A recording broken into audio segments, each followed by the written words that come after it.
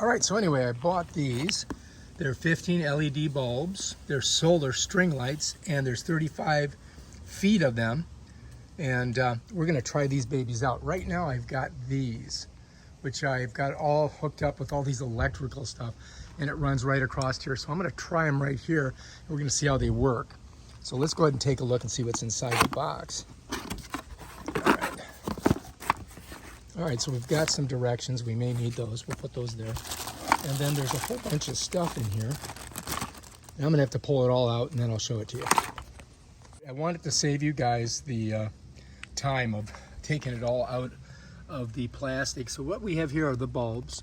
1, 2, 3, 4, 5, 10, 15 bulbs. So that's what it said in there.